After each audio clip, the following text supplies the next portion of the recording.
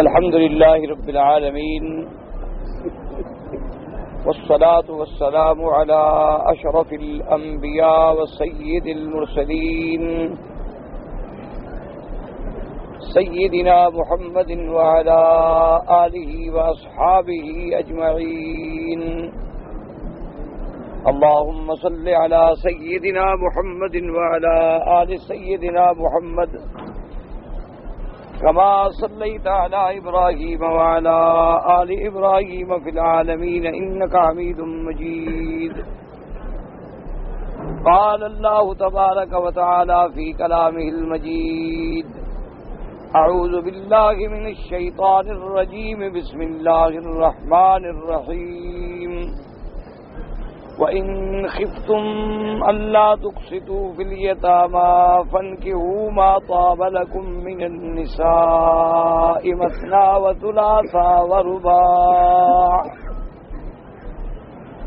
فَإِنْ خِفْتُمْ أَلَّا تَعْدِلُوا فَوَاحِدَةً أَوْ مَا مَلَكَتْ أَيْمَانُكُمْ ذَلِكَ أَدْنَىٰ أَلَّا تَعُولُوا. وَآتُوا النِّسَاءَ صَدُقَاتِهِنَّ نِحْلَةً فَإِن طِبْنَ لَكُمْ عَن شَيْءٍ مِّنْهُ نَفْسًا فَكُلُوهُ هَنِيئًا مَّرِيًّا.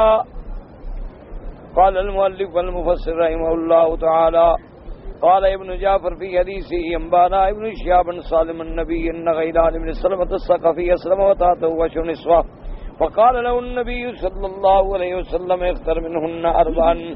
اب مفسر رحمۃ اللہ علیہ حدیث نقل فرماتے ہیں جو امام احمد رحمۃ اللہ علیہ نے اس سند کے ساتھ روایت فرمائی ہے کہ غیلان ابن سلمہ ثقفی جب اسلام لائے ان کے پاس 10 بیویاں تھیں، 10 عورتیں.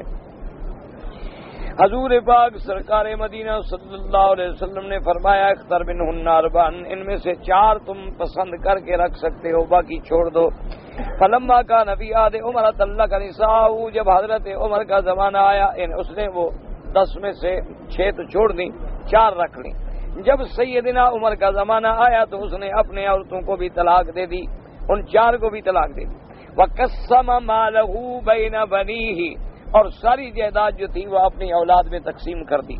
فبلغ ذلك عمر رضی اللہ تعالی عنہ، حضرت عمر کو یہ بات پہنچی. فقال انی لأظن الشیطان فیما یسترق من السمع سمع بموتک فقذفه فی نفسک ولعلک لا تلبث الا قلیلا. حضرت عمر رضی اللہ تعالی عنہ کو جب پتہ چلا کہ اس نے عورتوں کو طلاق دے دی ہے اور جائیداد جو ہے وہ اپنی بچوں میں تقسیم کر دی ہے، حضرت عمر نے بلایا اور فرمایا: معلوم یہ ہوتا ہے کہ شیطان نے، جن نے فرشتے کی کلام سن کے تیرے دماغ میں ڈال دی ہے کہ تو مرنے والا ہے، اس لیے تو اپنی جائیداد کو بچانے کے لیے تم نے عورتوں کو طلاق دے دی تاکہ جائیداد اور تقسیم کر دوں میں بچوں میں. معلوم ہوتا ہے کہ تجھے جن نے اور شیطان نے جو ٹو لگا کے باتیں سنتے تھے، اس نے شاید فرشتے کی بات سن لی ہے کہ ان قریب تیرا روح قبض ہونے والا ہے، اس نے تیرے دماغ میں یہ بات ڈال دی ہے کہ تم مرنے والے ہو تو جائیداد پہلے بچوں کو دے دو. وَأَيْمُ اللَّهِ لَتُرَاجِعَنَّ نِسَاءَكَ وَلَتَرْجِعَنَّ مَالَكَ أَوْ لَأَوْرَثَهُنَّ مِنكَ وَلَآمُرَنَّ بِقَبْرِكَ فَيُرْجَمُ كَمَا رُجِمَ قَبْرَ أَبِي رِغَالٍ.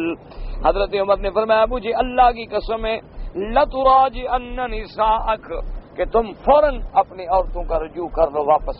یہ کیا ہے کہ بھئی آدمی اصل میں یہ اللہ معاف کرے کہ اس کو یعنی اپنی جائیداد کو بچانے کے لیے اس نے یہ ایک ہیلا کیا کہ بھئی عورتوں کو طلاق دے دی، لہذا عورتوں کا حصہ ختم ہو گیا، تو جو جائیداد تھی وہ ساری کی ساری اپنی اولاد میں تقسیم کر دی. جیسی آج کل بھی اللہ معاف کرے مسلمان کرتے ہیں کہ مثلا 4 بیٹے ہیں، ایک اچھا ہے، اس سے محبت ہے، یا وہ دوسری بیوی سے ہے تو ساری جائیداد اس کو دے دی اور باقی اولاد کو محروم کر دیا. تو یہ ظلم ہے اور قیامت میں آدمی پکڑا جائے گا. یہ نہیں ہے کہ وہ اپنی جائیداد ہو جی میری جائیداد ہے میں جس بیٹے کو چاہوں دے دوں، نہیں. حتیٰ کہ حضور پاک سرکار مدینہ صلی اللہ علیہ وسلم کے زمانے میں ایک آدمی حضور پاک کی خدمت میں حاضر ہوا اور اس نے آ کے باقاعدہ عرض کیا کہ یا رسول اللہ صلی اللہ علیہ وسلم میرا ایک بیٹا بڑا مطیع ہے، بڑا فرما بردار ہے، بڑا خدمت گزار ہے، اس کو میں یہ ہدیہ دے رہا ہوں، آپ مہربانی فرما کے اس ہدیے پہ گواہ ہو جائیں کہ یہ چیز میں نے اپنے فلاں بیٹے کو دی ہے۔ حضور نے فرمایا بات سنو، کتنے بیٹے ہیں تمہارے؟ اس نے کہا حضور میرے بیٹے تو 3-4 ہیں، لڑکیاں بھی ہیں۔ تو آپ نے فرمایا اتنا ہدیہ جو اس بیٹے کو دے رہے ہو تم نے سب کو دیا ہے؟ اتنا ہدیہ سب کو؟ اس نے کہا نہیں حضرت، باقی کو تو میں نہیں دے رہا، یہ میرا بڑا فرما بردار ہے۔ آپ نے فرمایا انی لا اشهد علی جور، خبردار میں کسی ظلم پر گواہ نہیں بن سکتا، جاؤ کوئی اور گواہ جا کے ڈھونڈو۔ جب دینا ہے تو سب اولاد کو برابر دو۔ اللہ نے تیرے گھر میں اولاد دی ہے، کوئی اچھا ہے کوئی برا ہے، یہ ہوتا ہے دنیا میں، کوئی فرما بردار ہے کوئی نافرمان ہے، کوئی لائق ہے کوئی نالائق ہے، کوئی عالم ہے کوئی جاہل ہے، لیکن اللہ نے جب تمہارے گھر میں پیدا کیا ہے تو سب جائیداد میں برابر کے حقدار ہیں، یہ نہیں کہ ایک کو تو دے دو اور باقی بیچارے جو ہیں وہ روتے رہیں۔ اور جیسے ہمارے ملک میں ایک بڑا عذاب ہے، اللہ معاف کرے، کہ لڑکیوں کو حصہ نہیں دیتے، وہ کہتے ہیں جی ہم نے آپ کی شادی کر دی، ہم نے آپ کو 18 سال 20 سال گھر میں رکھا، کھلایا پلایا، اور پھر شادی میں ہم نے تمہارے لیے اتنا بڑا جہیز دیا تھا، بس تمہارا حصہ ادا ہو گیا۔ یہ بالکل حرام ہے، ظلم ہے۔ قیامت میں آدمی اپنی بیٹیوں کی وجہ سے جہنم میں چلا جائے گا، اپنی اولاد کی وجہ سے جہنم میں جا کے اللہ کا عذاب بھگتے گا۔ جتنا تمہاری جائیداد ہے وہ شریعت کے مطابق تقسیم ہوگی۔ اگر اللہ نے تمہارے بیٹے ہیں بیٹیاں ہیں بیوی ہے تو 8واں حصہ بیوی کو ملے گا، باقی جائیداد میں دو حصے لڑکوں کو ملیں گے اور ایک حصہ جو ہے وہ لڑکیوں کو ملے گا۔ اور برابر یہ سب بہانے ہیں کہ میں نے تمہاری شادی کر دی، میں نے تمہاری جہیز میں خرچ کر دیا، نہ کرو۔ اس کا معنی یہ تو نہیں کہ وہ میراث سے محروم ہو جائے، میراث تو اللہ نے اس کو وارث بنایا ہے نا، تم نے تو نہیں بنایا۔ تمہارے گھر میں جو بچہ پیدا ہوا وہ کس نے دیا ہے؟ تو اللہ نے تمہارا وارث پیدا کیا ہے۔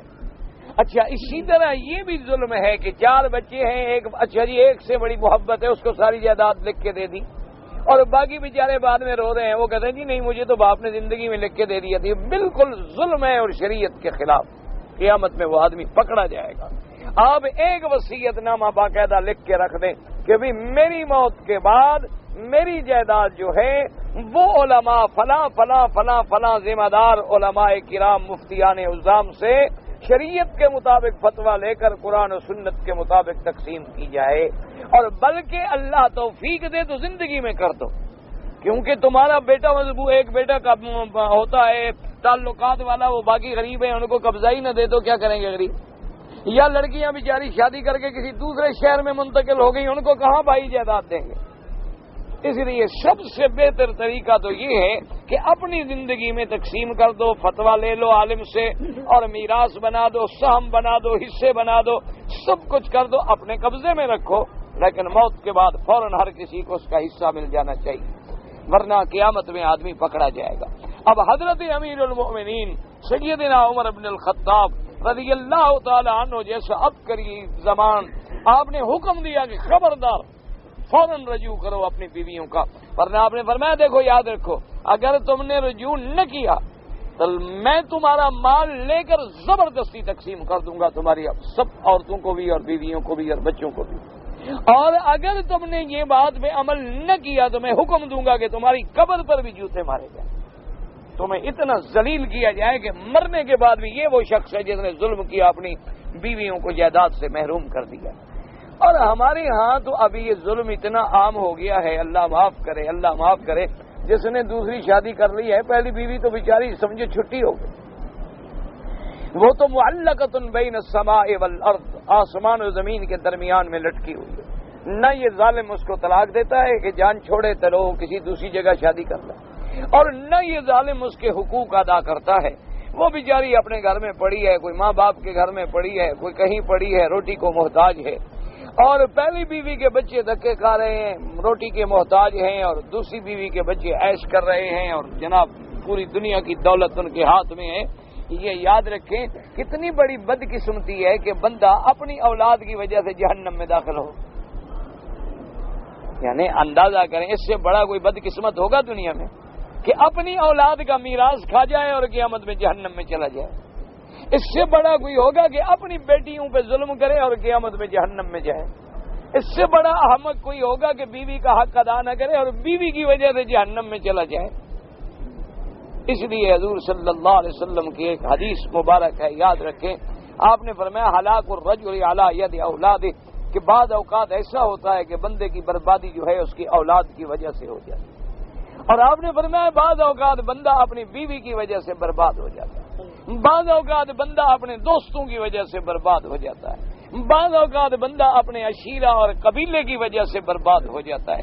شریعت میں ہم لوگوں نے مسلمان بننے کا معنی یہی سمجھ رکھا ہے کہ بھئی نماز پڑھ لی، روزہ رکھ لیا، ماشاء اللہ اللہ توفیق دے، داڑھی شاڑی بھی رکھ لی تو سبحان اللہ، بس یہ تو ماشاء اللہ آسمان پہ پہنچ گئے، اور گھر میں جو ظلم ہے وہ کوئی نہیں دیکھتا۔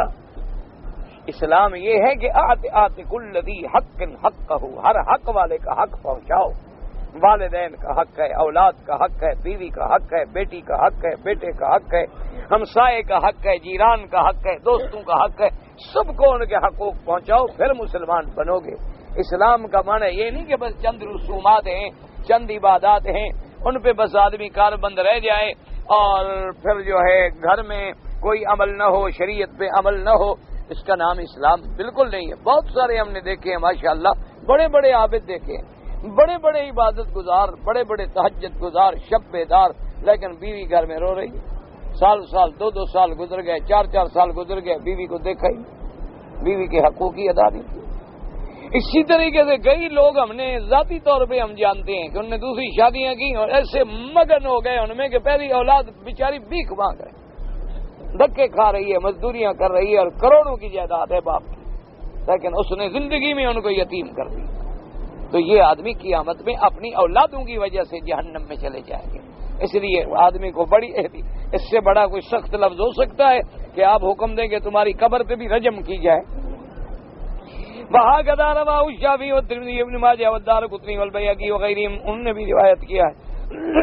من طرق ان اسماعیل ابن علیہ وعمر یزید بن زرعین وسعید بن ابی عروبہ وسفیان الثوری وعیسیٰ بن یونس عبد الرحمن بن محمد بن المحاربی والفضل بن موسیٰ وغیرہ من الحفاظ معمر بن سعد بن سیدہ قولی اختر منہن اربعا، یہاں تک تو سب نے روایت کیا ہے، یہ جتنی سندیں ہم نے پڑھی ہیں۔ وباقی الحدیث فی قصۃ عمر من افراد احمد، اور اس کے بعد کا جو حصہ ہے وہ صرف مفرد ہے، اس میں امام احمد رحمۃ اللہ علیہ انہوں نے تو ذکر کیا ہے لیکن باقی محدثین نے اس کو ذکر نہیں کیا۔ وہی زیادت حدت وہی مضاعفت، اب مفسر فرماتا ہے کہ اس میں گو زیادت ہے جو امام احمد نے، لیکن اچھی بات ہے اور بڑی اچھی ہدایات ہیں اس میں۔ لما ان نبی البخاری هذا الحديث ما قال الترمذي وقال بعض رواياته لو سمعت البخاري يقول هذا الحديث غير محفوظ والصحيح ما رواه شعيب بن غير الزهري حديث سنن محمد بن يوسف بن سقي ان غير عن سلم ذكر وقال البخاري ان حديث الزهري عن سالم النبي ان رجلا من ثقيف طلق نساءه، بنو ثقیف میں سے کوئی آدمی تھا جس نے اپنی عورتوں کو طلاق دے دی۔ فقال له امن تراجعن نساءك، کہ تم فوراً رجوع کرو، اولا ارجمن قبرك كما رجم قبر ابي رغال، وهذا التعليل فيه نظر الله اعلم۔ مفسر فرماتے ہیں اس کو معلل کہنا جو ہے اس میں بھی مجھے اعتراض ہے، یعنی زیادتی جو ہے مقبول ہے۔ وقد رواه عبد الرزاق امام الزهري مرسلا وقد رواه مالك الزهري مرسلا وقال ابو ذر وصح وقال البيهقي ورواه كين النزهري بلغنا عن عثمان محمد بن ابي سويد محمد بن يزيد وقال ابو حاتم هذا وهم انما هو الزهري عن محمد بن ابي سويد بلغنا ان رسول الله صلى الله عليه وسلم ذكره قال البيهقي ورواه يونس بن عيينة الزهري عن محمد بن سويد وهذا كما علل البخاري رحمه الله والاسناد الذي قدمناه من مسند امام احمد ورجاله ثقات على شرط الشيخين، اس کے رجال جتنے ہیں، روات جتنے ہیں، وہ سب کے سب ثقہ ہیں امام بخاری اور امام مسلم رحمۃ اللہ علیہ کی شرائط کے مطابق۔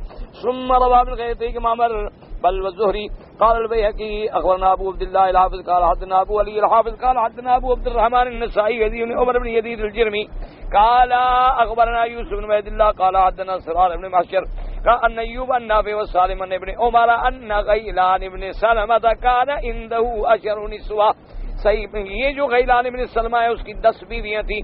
فاسلم واسلمن معه، جب یہ مسلمان ہو گیا اس کی 10 بیویاں جو تھیں وہ بھی مسلمان ہو گئیں۔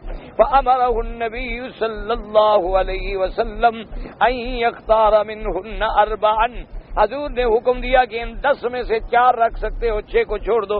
هكذا أخرج النسائي في سنه. قال أبو علي بن السكن تفرد بإسلام الجشر والسقط وكذا والسقط المعين. قال أبو علي وكذا رواه السميدع ابن باب سلام. قال البيهقي وروينا من حديث قيس بن ناصر بن قيس وعروة بن مسعود الثقفي والصفوان بن أمية حديث غير من سلمة.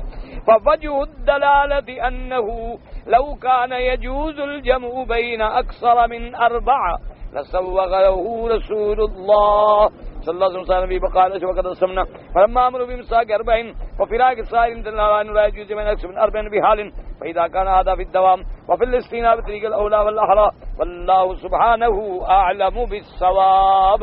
اب مفسر رحمۃ اللہ علیہ فرماتے ہیں کہ یہ اتنی بڑی دلیل ہے کہ حضور پاک نے یعنی اس کے سابقہ نکاحوں کی بھی اجازت نہیں دی.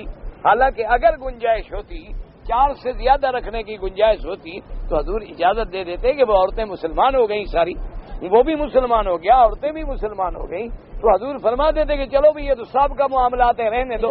لیکن حضور نے فرمایا نہ، خبردار 4 سے زیادہ نہیں رکھ سکتے ہو، 6 جو ہیں ان کو طلاق دے دو. ہاں یہ تمہیں اختیار ہے کہ 10 میں جو 4 رکھنا چاہو رکھو، باقی 6 جو ہیں تم ان کو طلاق دے دو. تو جب یہ سابقہ نکاحوں میں بھی اللہ کے نبی نے 4 سے زیادہ نہیں بڑھنے دیا تو پھر نئے نکاح میں کس کو اجازت ہو سکتی ہے کہ وہ 4 کے بجائے 9 کر لے یا 9 کے بجائے 18 کر لے یا 9 اور 18 کے بجائے قید ہی نہ کرے بلکہ سمجھے چلو جی 100 رکھ لو حرم میں کوئی بات نہیں ہے. تو یہ سارے جتنے اقوال ہیں فرق باطلہ کے وہ بالکل کھلی گمراہی ہیں. اصل حکم اسلام کا کیا ہے کہ ایک آدمی بیک وقت 4 بیویوں سے زیادہ نہیں رکھ سکتا. بس ہاں ایک بیوی مر گئی اس نے اور نکاح کر لیا، یا ایسی حالات پیدا ہو گئے کہ ایک بیوی کو طلاق ہو گئی اور اس نے پھر اور شادی کر لی، وہ تو کر سکتا ہے. ہاں ایک اور بھی رسم چل پڑی ہے دنیا داروں میں، یاد رکھو اللہ ہماری نیتوں کو جانتے. ایک اور رسم چلی ہے جو پیسے والے لوگ ہیں نا وہ یہ کرتے ہیں کہ بھئی شادی کر لیں. اب نوجوان لڑکی سے شادی کر لی، 1 سال گزارا اس کو طلاق دے دی، پھر ایک اور شادی کر لی. 4 سے نہیں بڑھنے دیتے لیکن ہر سال ماڈل بدل لیتے ہیں کہ ابھی کار کا ماڈل بھی بدل لو، بیوی کا ماڈل بھی بدل لو. تو اللہ نیتوں کو جانتا ہے کہ یہ تو تم اس بہانے سے عیاشی کرنا چاہتے ہو اور کہنا یہ کہ دیکھو جی میں نے نکاح کیا ہے، میں نے کوئی حرام تھوڑا کیا ہے، میں نے تو نکاح کیا، میں نے کون سا گناہ کیا ہے جی. ٹھیک ہے اب میرے ایک بیوی کو میں نے طلاق دے دی. اچھا اب چونکہ دولت اتنی ہوتی ہے، پیسہ اتنا ہوتا ہے کہ جس بیوی کو طلاق دیتے ہیں اس کو مکان جائیداد پیسہ ویسا اتنا دے دیتے ہیں کہ وہ بھی خاموش ہو جاتی ہے کہ چلو ٹھیک ہے جان چھوٹی، چلو مجھے تو آئندہ زندگی گزارنے کے لیے اس نے کچھ دے دیا ہے. وہ بعد میں پھر کسی غریب سے شادی کر کے اپنی زندگی گزار لیتی ہے، وہ بیچاری چپ ہو جاتی ہے اور اس کو موقع مل جاتا ہے کہ دیکھو جناب پہلی بیوی نے کوئی شکایت کی ہے آپ کو جس کو میں نے طلاق دی ہے. اچھا دوسری کی جو شادی میں نے کی ہے انہوں نے کوئی شکایت کی ہے آپ کو، میں نے شادی کی ہے. اچھا وہ بھی پیسے کے مارے جو ہے لڑکیاں دے دیتے ہیں. اللہ تبارک و تعالی رحمت فرمائے. میں ایک دفعہ باہر گیا تھا آپ کے کسی ملک میں، نام لینے کی تو خیر کوئی ضرورت نہیں ہے. وہاں جب مجھے دعوت ہوئی تو میں نے دیکھا کہ ماشاءاللہ کافی عربی بولنے والے لوگ. میں نے کہا یہ کہاں آ گئے بھائی ادھر عربی والے. تو میں نے اس صاحب دعوت سے پوچھا کہ بھائی یہ کون ہے، کہاں کے لوگ ہیں؟ اس نے کہا جی یہ فلاں ملک ہے فلاں ملک ہے. اچھا سارے بوڑھے ماشاءاللہ، کوئی چل نہیں سکتا، کوئی لکڑی پہ چل رہا ہے، کسی کی ماشاءاللہ ایک آنکھ ہے دوسری نہیں ہے، کوئی اٹھنے سے لاچار ہے، کوئی بیٹھنے سے لاچار ہے، کوئی ماشاءاللہ سفید داڑیاں ہیں. میں نے کہا بھی اتنے آدمی، انہوں نے کہا جی یہ سب شادی کرنے کے لیے یہاں آئے ہوئے ہیں. میں نے کہا یار تم پھر میں ہی زیادہ گناہ گار ہوں کہ 10 سال ہو گئے کہتے میرا کام نہ اپنے ملک میں ہوتا ہے نہ تمہارے ملک میں ہوتا ہے. بعض طالب اگلے دن ایک طالب نے لکھا جی آپ مذاق کرتے ہیں. میں نے کہا یار عجیب بات ہے، میں کعبہ شریف میں بیٹھ کے مذاق کرتا ہوں، کوئی عقل کی بات کرو. انہوں نے کہا کہ آپ جو کہتے ہیں میری شادی نہیں ہوتی آپ مذاق کرتے ہیں یا حقیقت ہے؟ اللہ کے بندے سامنے کعبہ قرآن کھلا ہوا مذاق کر رہا ہوں، کوئی عقل کی بات کرو. اللہ معاف کرے، اللہ بچائے جھوٹ بولنے سے، مذاق کرنے سے. مذاق کی اور جگہ نہیں ہوتی. آدمی گھر میں بیٹھ کے دوستوں سے مذاق کر لیتا ہے، گپ شپ کر لیتا ہے، لیکن اللہ کے حرم میں کچھ ذمہ داری ہوتی ہے کہ بھی خدا کا کعبہ سامنے ہے اور اللہ کا کتاب سامنے ہے، تو یہ کوئی مذاق کی جگہ ہے. اللہ بچائے ہمیں، اللہ پاک گستاخی سے محفوظ رکھے. صحیح ارادہ ہے لیکن ٹھیک ہے اسباب نہیں بن رہے، اللہ کی مرضی، اللہ تبارک و تعالیٰ کے ہاتھ میں ہے، جب چاہیں. تو میں نے کہا یہ وجہ کیا ہے؟ اس نے کہا جی یہ غریب ملک ہے.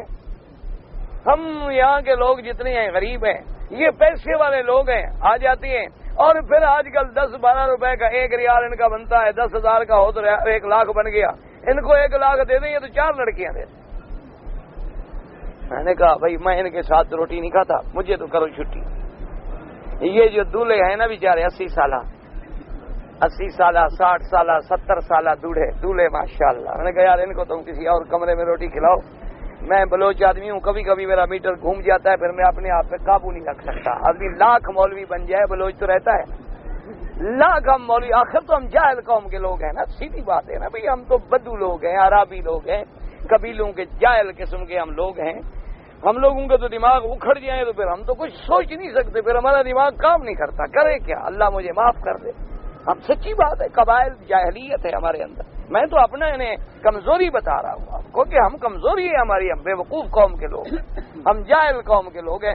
آپ نے دیکھا نہیں ہمارے یہاں ابھی تک کالی کالا ہوتا ہے، عورت کو بھی کاٹ دو مرد کو بھی کاٹ دو، دیکھا نہیں ابھی تک ہم لوگوں میں اگر کسی کے پاؤں کا نشان لگا ہوا ہو نا جی تو سارا قبیلہ ڈھونڈے گا کہ کس کے پاؤں تھے، یہاں سے رات کون گزرا ہے۔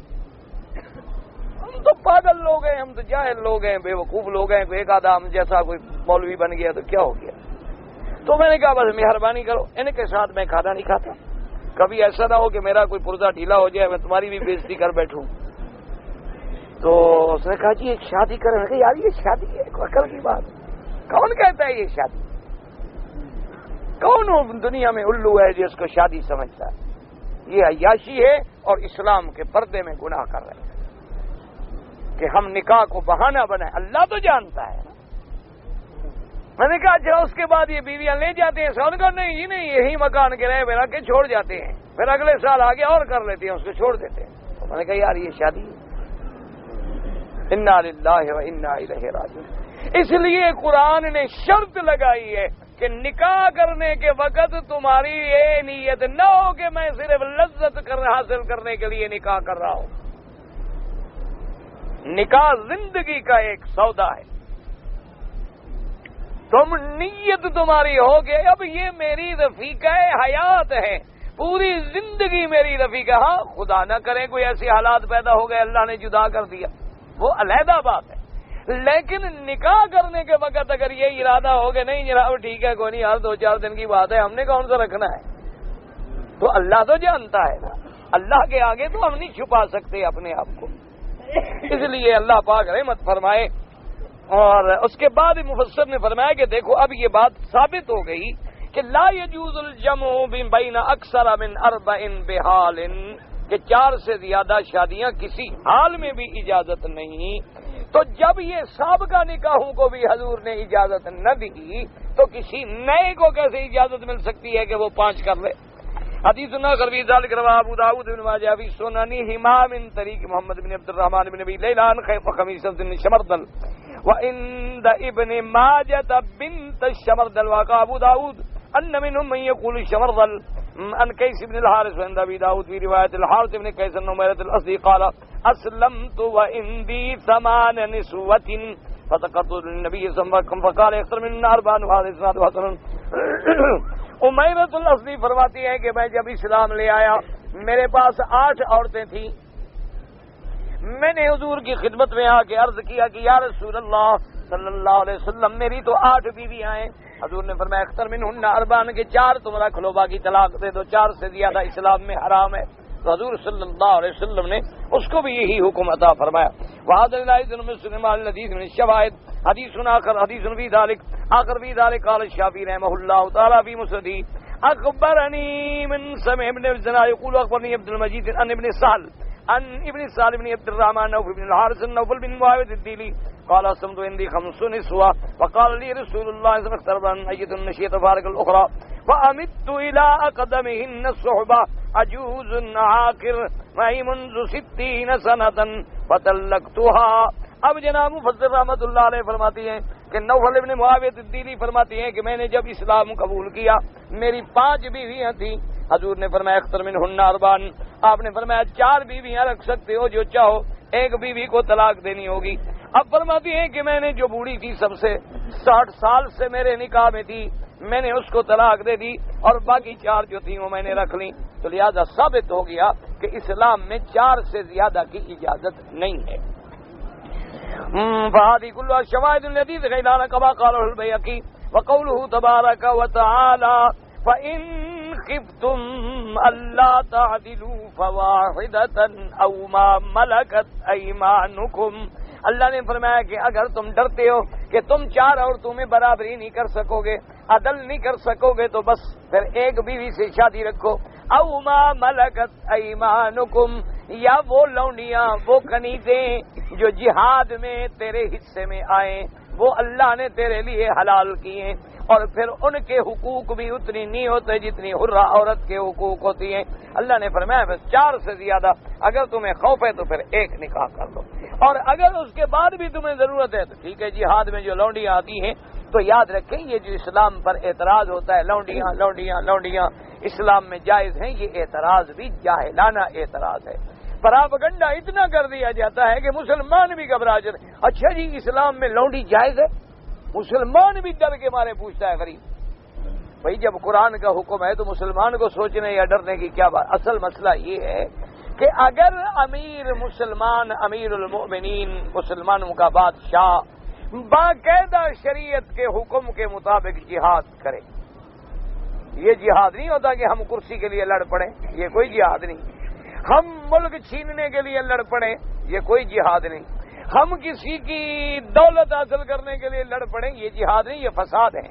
جہاد وہ ہوتا ہے جو اللہ کے اعلاء کلمت اللہ کے لیے، اللہ کے دین کی سر بلندی کے لیے لڑا جائے، اور باقاعدہ امیر المؤمنین بادشاہ کی بیعت ہو، اس کے حکم کے مطابق مسلمان جہاد کریں، اور کافروں کے ساتھ جب اللہ فتح دے دے اب ان کا جتنا مال ہے وہ مال غنیمت ہے، ان کی لڑکیاں لڑکے جو قید ہوں گے وہ غلام ہیں۔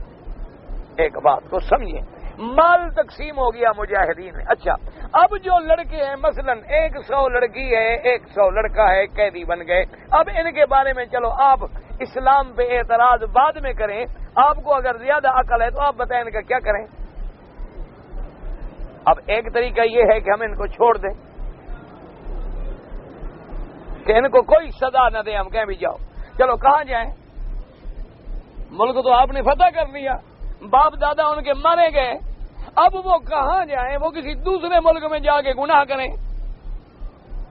کیا کریں آخر؟ نوجوان لڑکی 100 لڑکی کو آپ کہیں جی اس ملک سے نکل جاؤ، کیا کریں؟ آپ ان کو قید میں ڈالیں کب تک؟ آپ ان کو زبردستی گولی سینے پہ رکھیں کہ کلمہ پڑھو؟ آخر ان کا کوئی فیصلہ تو آپ کو کرنا ہے کہ نہیں کرنا؟ تو اب اسلام نے کتنا عادلانہ فیصلہ کر دیا کہ بھی ایسی لڑکیاں جو ہیں وہ بھی مجاہدوں میں تقسیم کر دو، اور یہ ان کے لیے حلال ہے، اور ان کو حکم دے دیا کہ خبردار ان پر کوئی ظلم نہ ہو، کوئی زیادتی نہ ہو، یہ تمہارے لیے حلال ہے، لیکن اگر ان کو آزاد کر دو، آزاد کر کے ان کو بیوی بنا لو تو اللہ تمہیں دوہرا اجر دے۔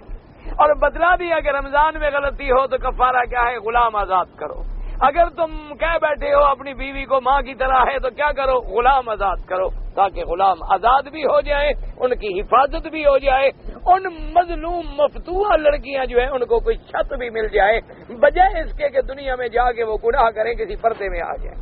اللہ نے تو ان کی حفاظت کی ہے کہ ان پر ظلم تو نہیں کیا، اسلام نے تو ان کی عزت محفوظ رکھی، عصمت محفوظ رکھی، کسی ایک کی بیوی بن کے رہے بجائے اس کے کہ دوسرے ملکوں میں جا کے گناہ کرتی تھی رہے۔ اللہ تبارک و تعالیٰ نے انصاف فرمایا ہے، اللہ کبھی اپنے بندوں پہ ظلم نہیں کرتے۔ وما ربک بظلام للعبید ان اللہ لا یظلم مثقال ذرہ، اللہ ذرے کے برابر بھی کسی بندے پر ظلم نہیں کرتے، اللہ عدل فرماتے ہیں۔ اس لیے اللہ نے حکم دیا کہ اگر عدل نہیں کر سکتے ہو تو پھر ایک، کما قال تعالی ولن تستطيعوا ان تعدلوا بين النساء ولو حرصتم فمن خاف من ذلك فليقتصر على واحدة، اگر ڈرتا ہے تو پھر ایک بیوی۔ اول الجواری الصغار فإنه لا يجب قسم بينهن، کیونکہ مملوکہ جو عورتیں ہیں ان کے اندر عدل کرنا، برابری کرنا ضروری نہیں ہوتا۔ ولكن يستحب فمن فعل فحسن ومن لا فلا حرج، اگر کوئی اپنی باندیوں میں بھی عدل کرے، انصاف کرے تو بڑی اچھی بات ہے، ورنہ شرعاً وہ پابند نہیں ہوگا۔ قوله تبارک و تعالی ذلك ادنى الا تعولوا قال بعض ذلك ادنى الا تكسر عيالكم، یہ بہتر ہے کہ تاکہ بہت زیادہ تمہارا عیال نہ ہو۔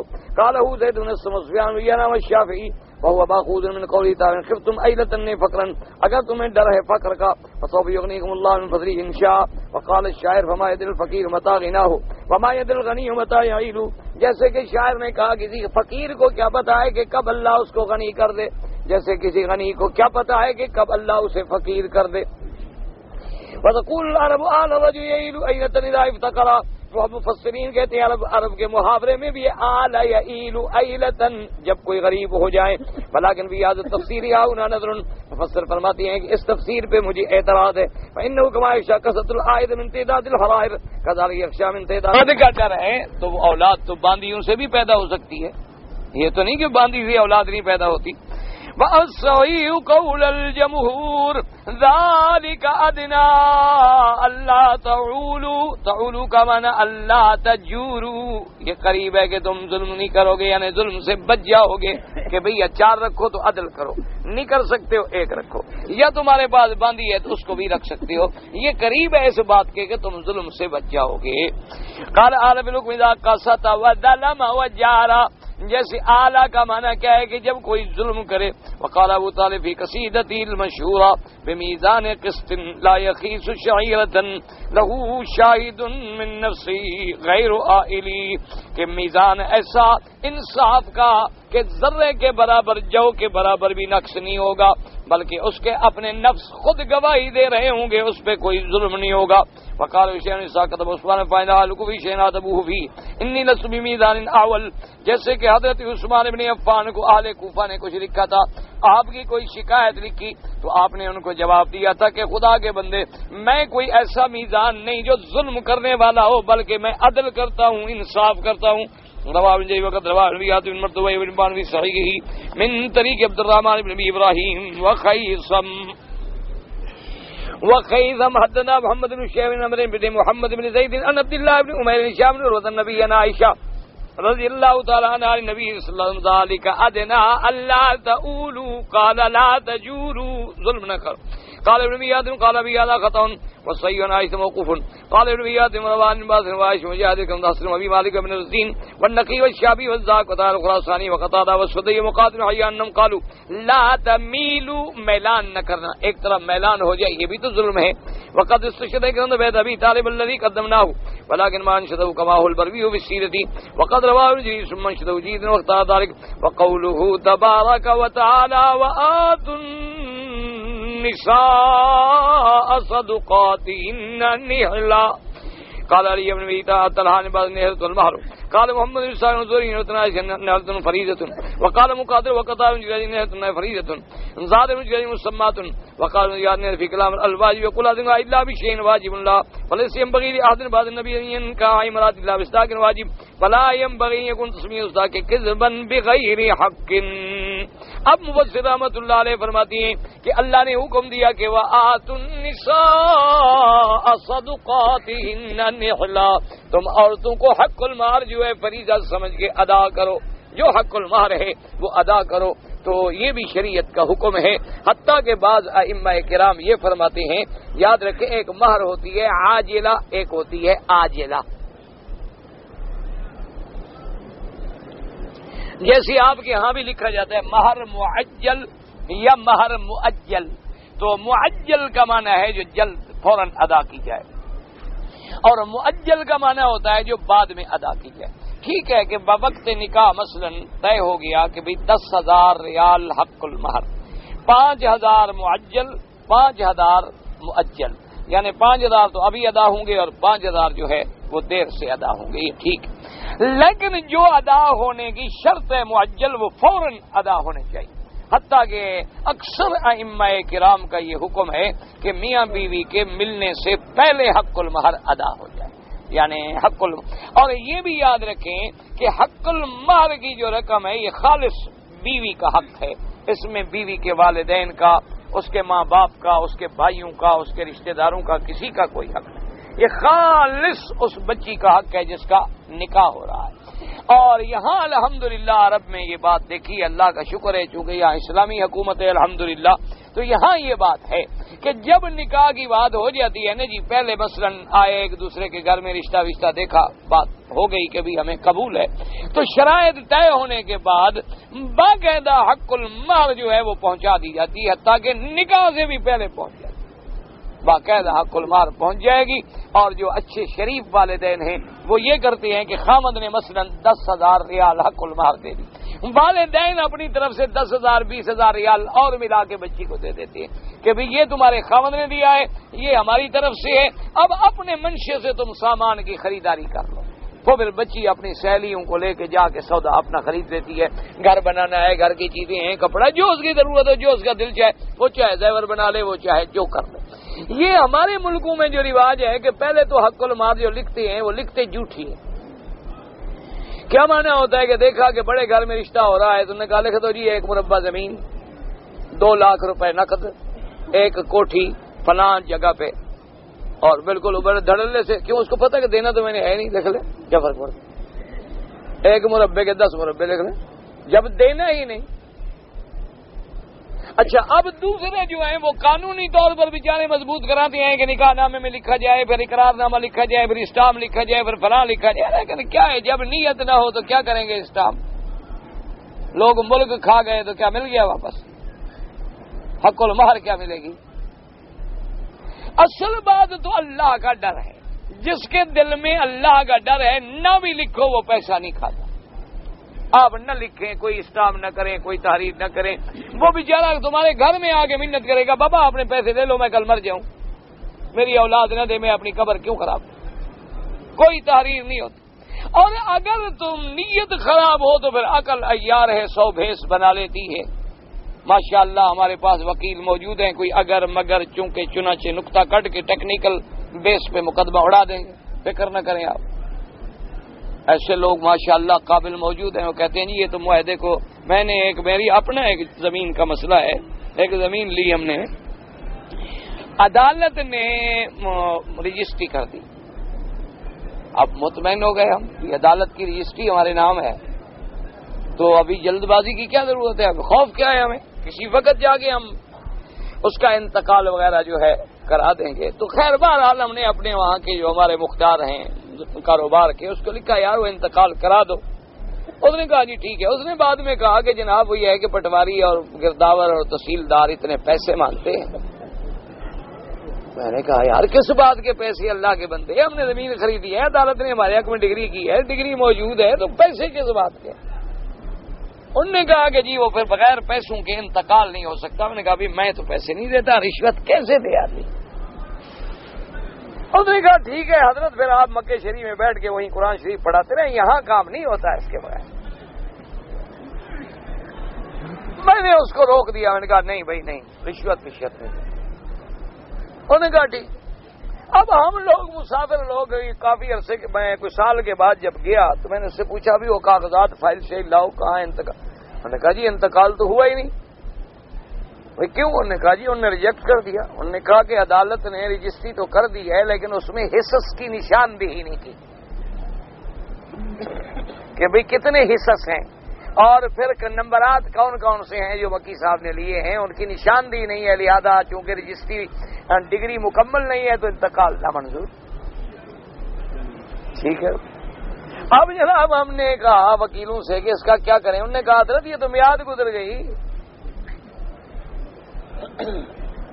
وہ بھائی میعاد کیسے بات کی؟ انہوں نے کہا حضرت یہ تکمیل معاہدہ کا آپ کا مقدمہ تھا، آپ کا کیس تھا کہ فلاں شخص نے مجھے زمین دی ہے، وہ نہیں دیتا، اس نے آگے بیان دے دیا کہ جی میں نے واقعی زمین وکیل صاحب کو بیچی ہے، پیسے لے لیے ہیں، عدالت نے تکمیل معاہدہ رجسٹری ڈگری کر دی، تو اس کا میعاد تھا 6 مہینے پتہ نہیں کتنا، اس میں انتقال ہو جاتا تو ہو جاتا، اب تو یہ سال گزر گیا ہے تو ختم ہو گیا۔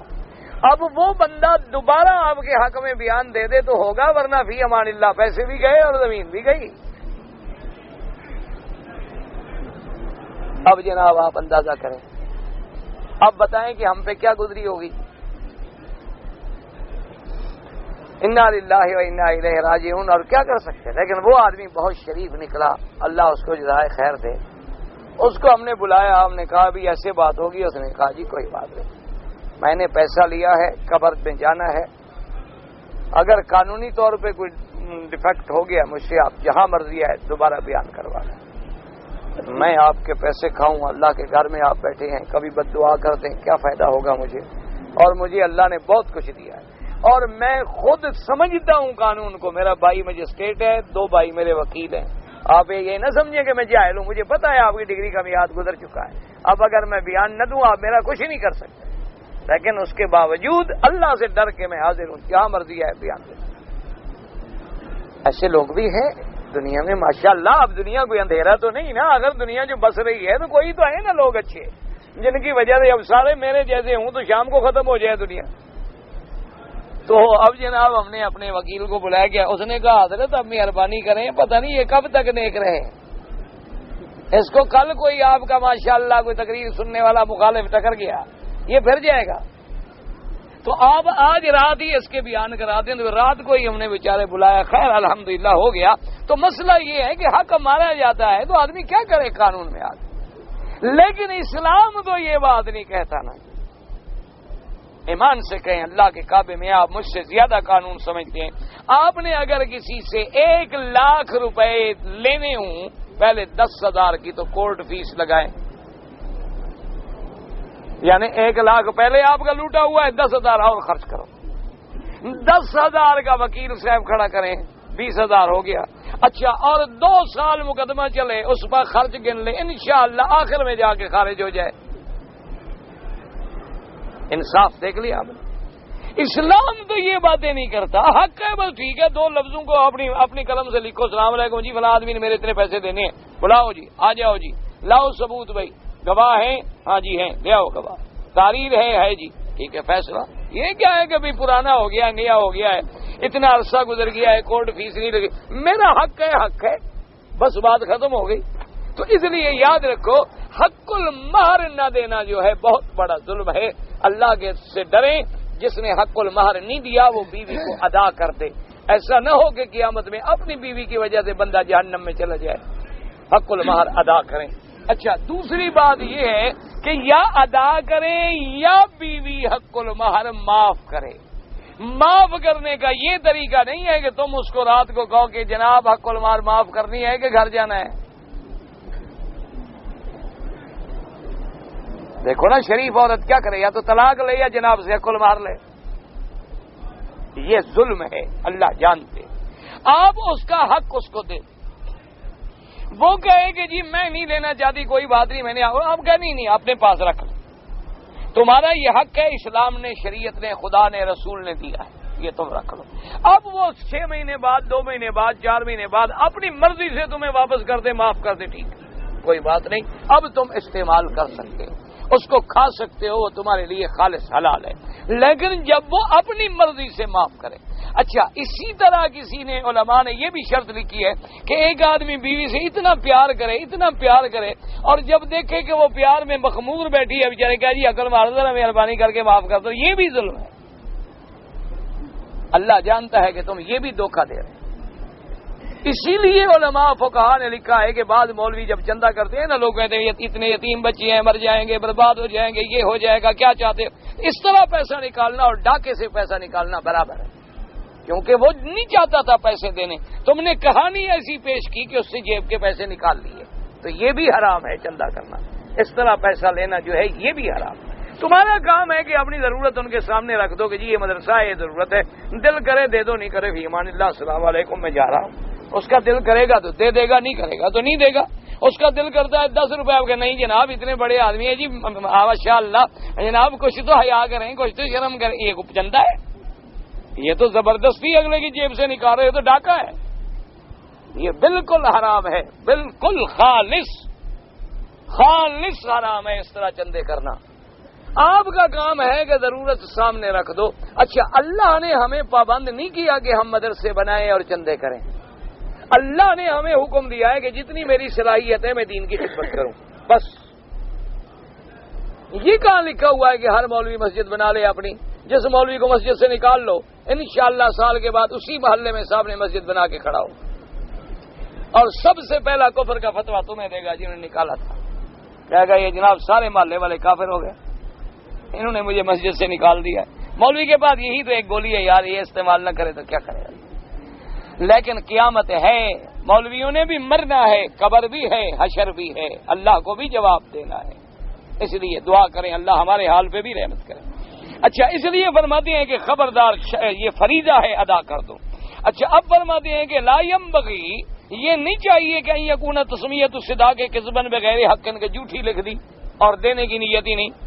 ومضمون کلام ان الرجل یجب علیہ صداق المرأۃ حتما، یعنی لازم ہے کہ ہر خامد اپنی بیوی کی یقینی طور پہ حق المال ادا کرے۔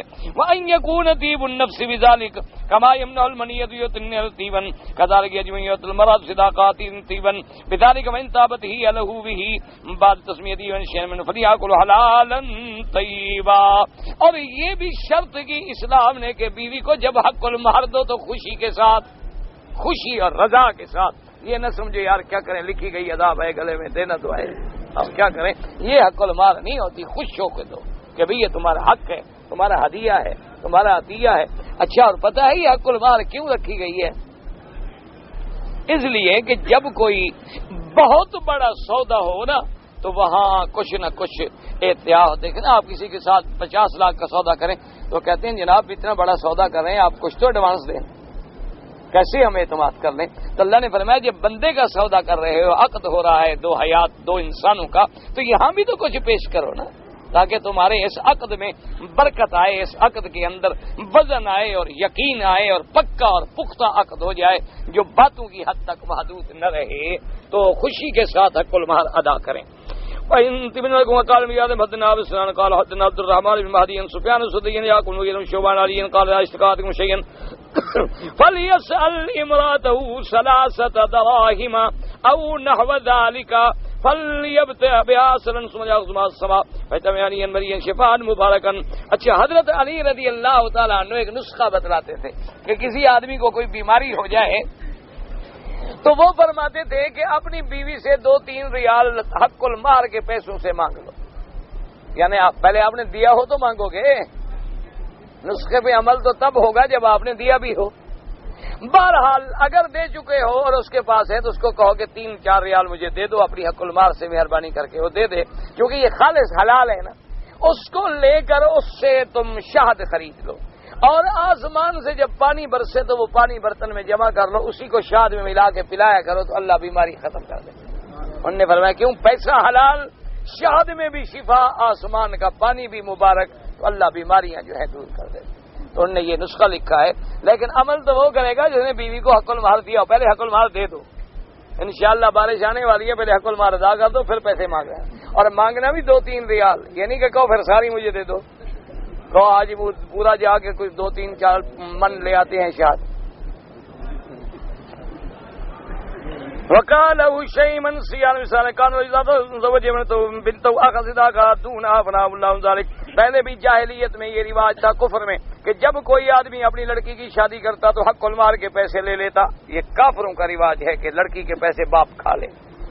ونظر واتن صادقات انني هذا رواه ابي حاتم بن جرير وقال بي حدثنا اسماعيل الحميدي قال حدثنا وكيع سفيان بن الخصامي ان عبد الملك بن طائفي عبد الرحمن بن مالك السلماني قال قال رسول الله صلى الله عليه وسلم قال يا اسلام عليكم بينهم قال ما تراضي علي اهلهم، کہ کہنا جس پہ والدین کے درمیان طے ہو جائے۔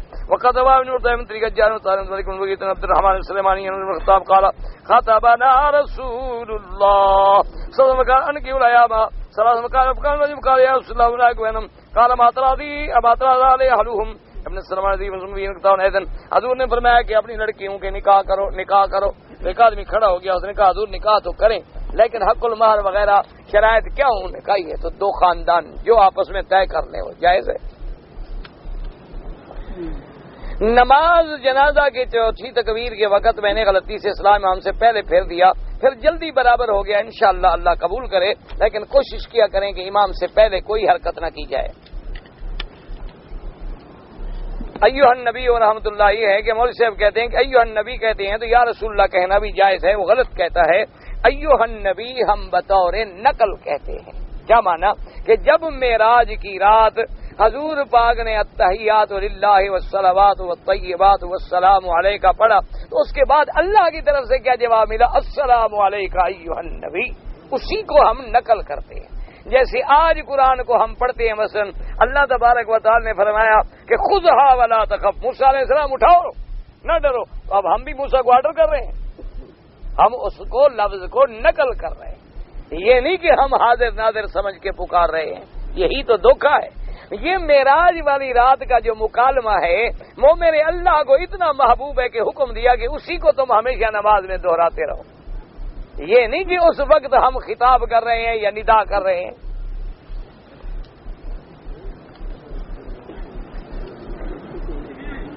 اب قرآن میں کہا گا یا ایھا النبی لم تحرم ما احل اللہ، تو آپ نبی کو حکم دے رہے ہیں، آپ دے رہے ہیں کہ اللہ دے رہا ہے؟ تو آپ نقل کر رہے ہیں، آپ حکم نہیں دے رہے ہیں. نہر زبیدہ کس دریا سے نکلا؟ تو بھئی تاریخ دیکھو، اس کا مولوی مکی سے کیا تعلق ہے؟ اللہ کے بندے کوئی دریا سے نہیں نکلا، چند چشمے اکٹھے کر کے پہاڑ میں اکٹھے کیے گئے، وہیں سے گرا، بس وہ نہر بن گیا. حالت نفل میں سجدے میں دعا کرنا جائز ہے.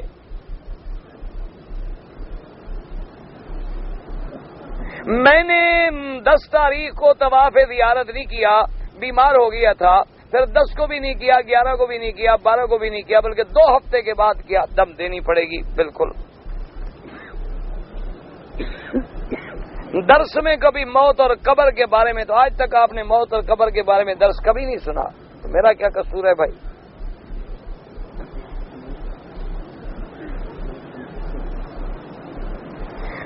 حضرت موسیٰ علیہ السلام نے مشورہ دیا حضور کو کہ نماز میں تخفیف کریں، آپ کی امت 50 نمازیں نہیں پڑھ سکے گی. شب برات میں ساری رات عبادت کرنا کسی حدیث میں حکم نہیں ہے. میں نے اپنے داماد سے قسم کھائی تھی کہ جس گھر میں آپ رہتے ہو بیٹی نہیں دوں گا. کوئی نہیں، قسم توڑ دو، کفارہ ادا کر دو. ہم پاکستان سے عمرے کے لیے آئے، لیکن ایک دن جدے ٹھہر گئے، پھر جدے سے احرام باندھا. اگر پاکستان سے چلتے وقت نیت یہ تھی کہ ہم جدے میں ٹھہریں گے، ایک دن کے بعد پھر مکے جائیں گے، تو پھر کوئی جرمانہ نہیں. اگر نیت تھی کہ سیدھا مکے جائیں گے اور اتفاقاً ٹھہر گئے، پھر جرمانہ ہے.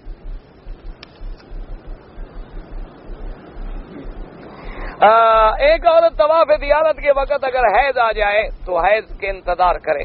فلائٹ آ گئی، فلائٹ مؤخر کر دے. اگر کوئی طریقہ نہ ہو مؤخر کرنے کا، اسی حالت میں طواف کر لے، لیکن دم ادا کرے.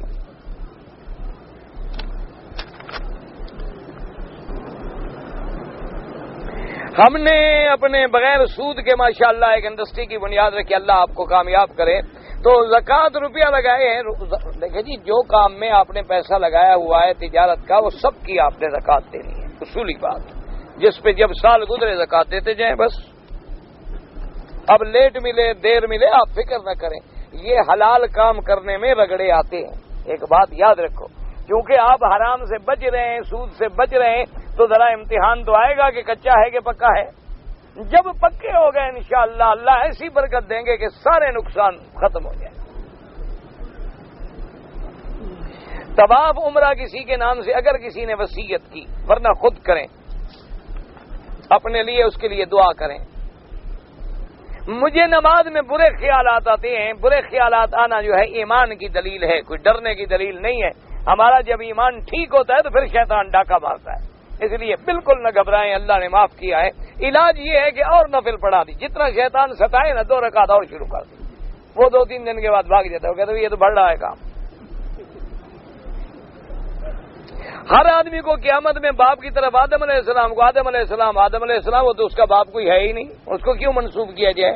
تمہیں اس کا کیا فکر ہے؟ تم اپنا فکر کرو. اس کو تو آدم کہہ کے پکارا جائے گا.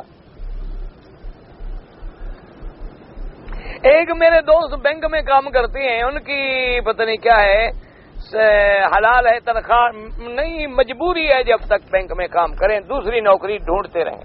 جب دوسری جگہ مل جائے تو چھوڑ دیں.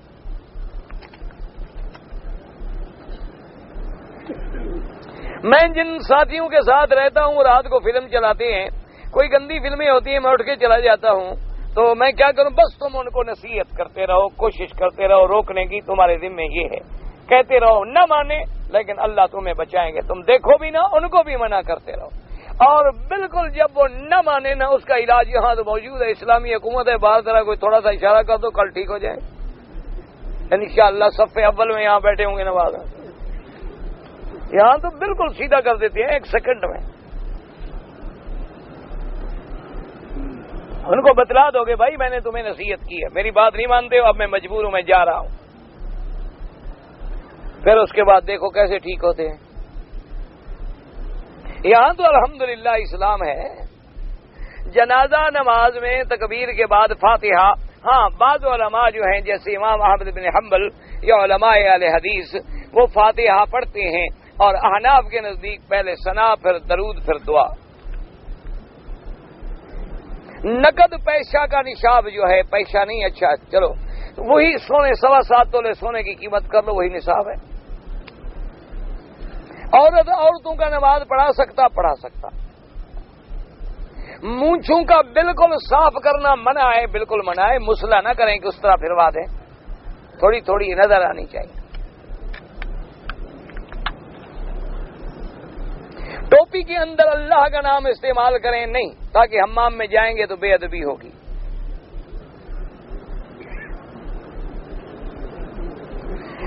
رمضان المبارک میں ہم ساری کھاتے ہیں، جب پٹاخہ بجتا ہے تو نیت کرتے ہیں، پٹاخے کا کوئی تعلق نہیں، وقت کی بات ہے، پٹاخہ نہ بجے بس، اس دن بھول جائے پٹاخے والا تو ہمارے تو روزے گئے، یا مولوی کو نیند آ جائے اذان نہ دے تو پھر بھی ہمارے روزے گئے۔